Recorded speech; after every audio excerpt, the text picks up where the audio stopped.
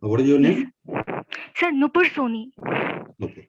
Okay, dear student, we are conducting the snap of EDC of our student Nupur, and this snap for the DRDO. Nupur, if you are Yes. comfortable, then please turn on your camera. Yes, sir. Yes, sir. Okay. So this will give the more feedback about your face expression, about your confidence. Yes, sir. Yes, sir. Sir, 1 second, sir. Okay, okay, no problem. मैं एक बच्चे को और enter करके उसको time दे देता हूँ, ठीक है, जब तक आप ऑन करें। 1 minute. Am I visible, sir? हाँ हाँ 1 मिनट, एक बच्चे को जरा वो दे दूं जरा। Yes, हाँ sir. Yes, Kaushiki, sir. आप 1 मिनट, अभी आपका तो एक सेकंड। हाँ कौशिकी, आप किस सब्जेक्ट का देना चाहती हैं? अनम्यूट करें। ओके, नो प्रॉब्लम, चले। तो ईडीसी क्या देना है आपको, है ना? Yes, sir. Okay, start from the very basic question of the EDC. What is the difference between avalanche diode and the Zener diode? Sir, the basic difference between the avalanche diode and Zener diode is doping, sir. In Zener diode is heavily doped, whereas its Zener breakdown is around less than 5 volt. I mean, Zener breakdown occurs when reverse voltage is less than 5 volt. Whereas in avalanche breakdown, sir, it is lightly doped. So for avalanche breakdown, reverse breakdown voltage is greater than 5 voltage, sir. कुछ clear नहीं समझ में आया, आपने क्या बताया कुछ समझ नहीं आया। एवलांच ब्रेकडाउन और जीनर ब्रेकडाउन में डिफरेंस है, किस तरह से होता है, basic difference, what is the process difference, है ना, what is the another things. Sir, avalanche diode. हाँ क्लियर क्वेश्चन करें। Yes sir. Sir avalanche diode में हमारे जो डायोड नॉर्मल होता है, नॉर्मली डोप होता है, डोपिंग करते हैं हम उसमें। That is okay. In the avalanche diode, doping is normal, and in the Zener diode, doping is heavily doped. Now, what is Yes, the sir. difference in the process? Now, let's the second question. Yes, sir. Sir, avalanche breakdown, sir, it depends on multiplicative process, sir. इसमें जब हम reverse breakdown करते हैं तो doping light होने के कारण हमारा जो डिप्लीशन रेट होता है वो ज्यादा पेनिट्रेट करता है sir. So when we increase the temperature, doping light होने के कारण पेनिट्रेट ज्यादा करता है। Yes sir, doping is inversely proportional. कहां पर पेनिट्रेट करेगा आप जरा बताएं, जरा डायग्राम से समझाएं मुझे। Make a PN junction diode and explain. Yes sir.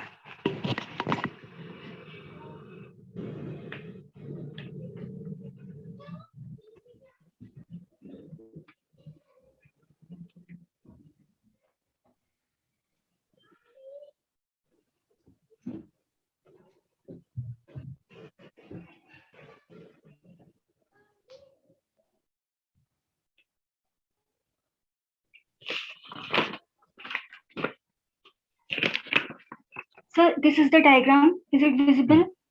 हाँ विजिबल, बोले। हाँ सर, तो इस डायग्राम में सर यदि हम डोपिंग को इंक्रीज करते हैं तो हमारा जो डिप्लीशन विड्थ होगा, depletion width heavy doping area में लेस पेनिट्रेट करेगा। तो avalanche डायोड के केस में सर लाइटली डोप्ड होने के कारण पेनिट्रेशन ज्यादा होता है। सर हमारे पास में एक फॉर्मूला होता है, electric field is equals to V by D। Sir हमको इलेक्ट्रॉन को पास कराने के लिए सर कंडक्शन के लिए हमको ज्यादा रिवर्स वोल्टेज लगाना पड़ता है। जब हम रिवर्स वोल्टेज ज्यादा इंक्रीज करते हैं तो इलेक्ट्रिक फील्ड भी हमारा ज्यादा इंक्रीज होता है, तो हमको ज्यादा इलेक्ट्रिक फील्ड की नीड पड़ती है। इलेक्ट्रिक फील्ड इंक्रीज होता है तो जो एटम्स होते हैं वो काइनेटिक एनर्जी ज्यादा गेन करते हैं। काइनेटिक एनर्जी गेन करने के कारण उनमें कोलिजन होता है, कोलिजन इंक्रीज होता है, जिसके कारण उनकी मोबिलिटी डिक्रीज होती है।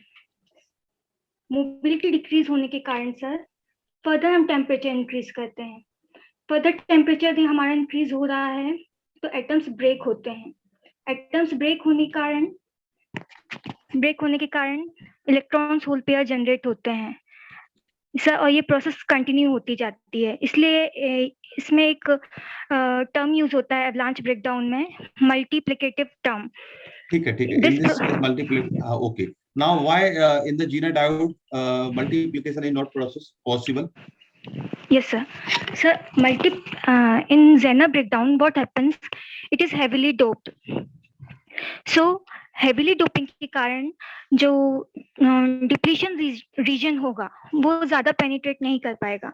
सर, हमारे पास में ये जो फॉर्मूला होता है electric field is equals to V by D, तो थोड़े से रिवर्स वोल्टेज हम इंक्रीज करते हैं तो हमारा इलेक्ट्रिक फील्ड ज्यादा इंक्रीज हो जाता है थोड़े से ही वोल्टेज में, जबकि डिप्लीशन रीजन ज्यादा पेनिट्रेट नहीं कर पाती है, उसकी भी डिप्लीशन रीजन स्मॉल रहती है। इलेक्ट्रिक फील्ड ज्यादा होने के कारण थोड़े से ही वोल्टेज इंक्रीज किया, इलेक्ट्रिक फील्ड इंक्रीज होता है। ठीक है okay. Move to the next question. What is the advantage of FET over the BJT? FET. Yes, sir. Sir, high input impedance, and sir, this is one of the advantage. Sir, FETs are less noisy as compared to BJT because FET are based on unipolar carriers. Whereas in BJT it operates on bipolar, I mean two carriers are there, and because of this BJT becomes more noisy, and FET has more thermal stability, sir, as compared to BJT.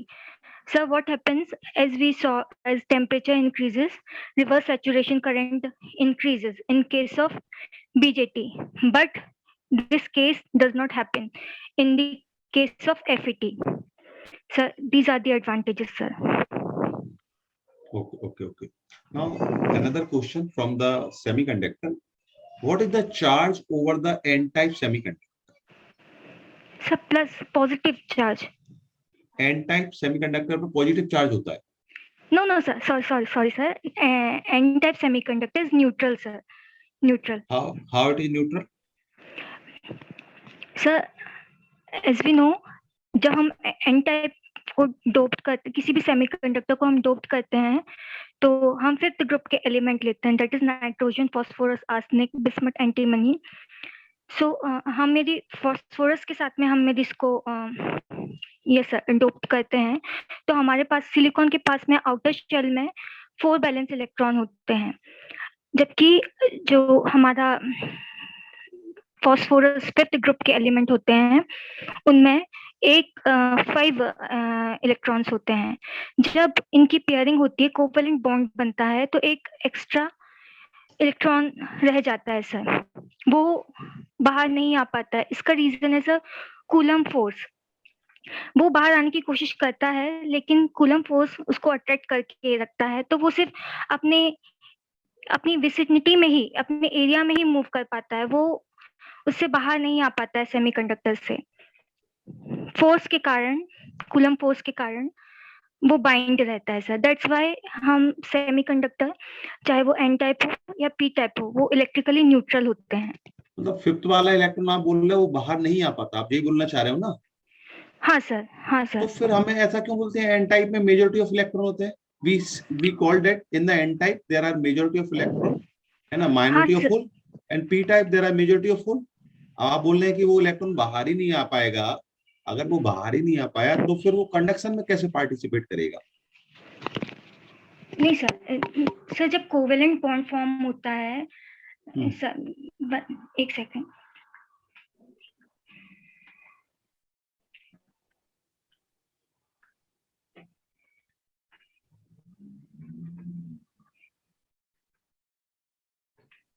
Question clear है आपको मैं क्या बोलना चाह रहा हूँ? हाँ sir, आप ये पूछना चाह रहे हैं कि you told that electron is bound to the parent atom, that's why it is neutral। आपने यही बोला ना? Sir not bound to the atom sir, coulomb force होता है उनके बीच में। बाउंड होना एक अलग चीज हो जाएगी। बाउंड होना ये हो जाएगा कोवेलेंट बॉन्ड, मतलब एक बॉन्ड उनके बीच में होगा, पर यहाँ पे बॉन्ड नहीं होता है सर। जो लास्ट जो sir, 1 second sir. Okay okay, no problem, please please explain. Sir ये डायग्राम है सर, दिस डायग्राम इसमें मैंने फास्फोरस के साथ डोपिंग की है, कोवेलेंट बॉन्ड बनाया है। फास्फोरस के पास में एक एक्स्ट्रा इलेक्ट्रॉन है सर, वो बाउंडेड नहीं है। वो बाउंडेड नहीं है, मतलब उसका कोई पेयर नहीं है उसके साथ में, उसको कोवेलेंट बॉन्ड बनाने के लिए कोई और नहीं इलेक्ट्रॉन नहीं, नहीं मिला है। ठीक है, बे बताइए, this electron is connected to parent atom or not? कैसे भी कूलाम फोर्स से कनेक्ट है, कैसे भी कनेक्टेड है कि नहीं है, आप ये बताइए। नहीं सर, इस पे कूलम फोर्स लग रहा है, पर ये बाउंडेड नहीं है पेरेंट एटम से सर, क्योंकि सर बाउंडेड नहीं? हाँ सर, क्योंकि ये बैलेंस इलेक्ट्रॉन है सर, आउटर मोस्ट शेल में है, इसलिए ये बाउंडेड नहीं है एटम से, बाउंडेड नहीं है, पर कूलम फोर्स इसको ये कहाँ बाहर आउटर जाने मोस्ट, ये आउटर मोस्ट सेल में अवेलेबल है? Outer most shell valence band में, बैलेंस सेल में अवेलेबल है? Yes sir, must mean yes this sir, is not a free electron. This what is is the free definition of? Electron, free electron sir, definition of free electron sir. What is the definition of free electron? So free electrons are those electrons which are available in the outermost cell, and which are capable of in the process of conduction, sir. I mean, in the process of current flowing, capable of. अगर Yes, वो sir. Outer most shell में है तो कैसे participate करेगा conduction में, बताएं जरा।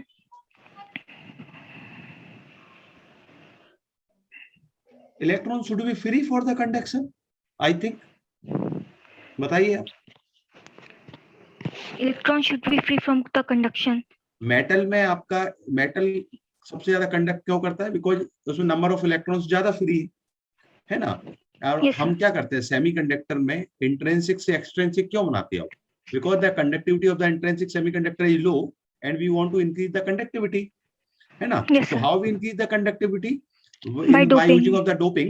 In the n type we increase the number of the electron, and in the p type we increase the number of holes. Okay, Yes, sir. तो simple. तो अब आप बोल रहे हो कि अगर वो आपके बैलेंस बैंड में, और फ्री इलेक्ट्रॉन क्या होता है? जो आपके एटम से कनेक्टेड नहीं है, फ्री है वो, नहीं होता है, हाँ फ्री है है ना। सर। बैलेंस बैंड में, बैलेंस सेल में भी है, आउटर मोस्ट सेल में भी है, तो भी आपके एटम के पास ही है ना, वो फ्री नहीं है। हाँ सर, एटम के पास में है सर। हाँ, तो फिर कैसे होगा? ये सर मींस एटम से बाउंडेड है सर, एक फोर्स लग चले रहा है कोई उस बात पे। नहीं, ओके ओके, नेक्स्ट क्वेश्चन पे आते हैं। Next question, yes sir. What is the Fermi yes, energy level? Fermi energy level sir, it is the basic idea behind Fermi energy level. So 1 second. आराम से। The important thing in the interview is आप कितने cool हैं, confident, हाँ, है ना। Yes sir. आप कोई परेशान नहीं होना, कोई दिक्कत नहीं है। ऐसा होता है कि मोस्ट ऑफ द क्वेश्चन आपके जो स्टार्टिंग में है आपसे नहीं बने, it may be possible.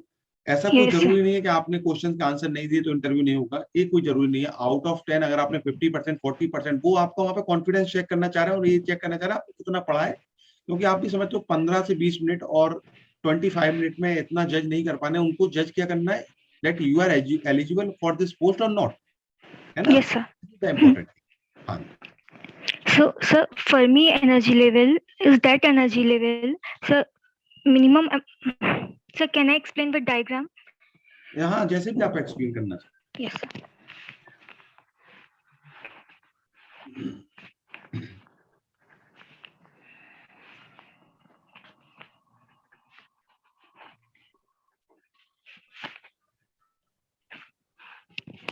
Sir, this is the diagram. ठीक है।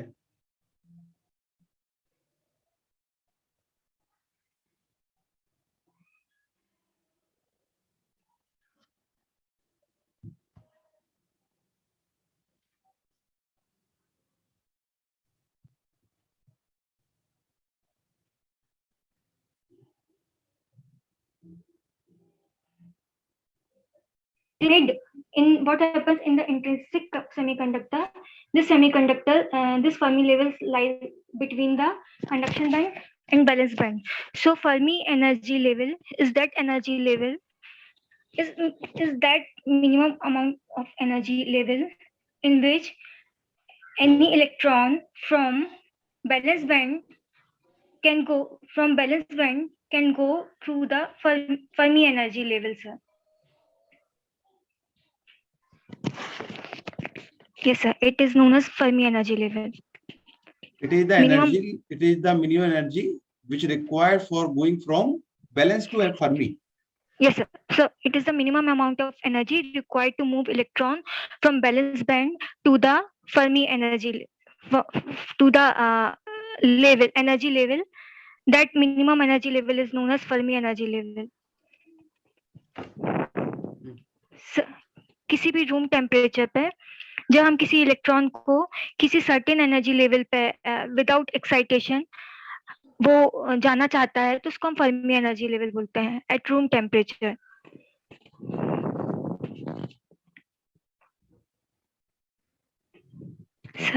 Sir, am I correct?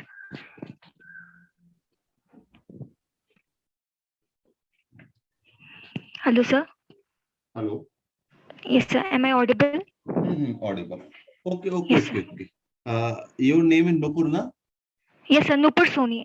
Nupur. Okay, Nupur. Let's conclude your interview. है ना? So first of all, what is the final date of your interview? आपका date कब है interview का? Date कब है final? Sir, अभी date नहीं आई है.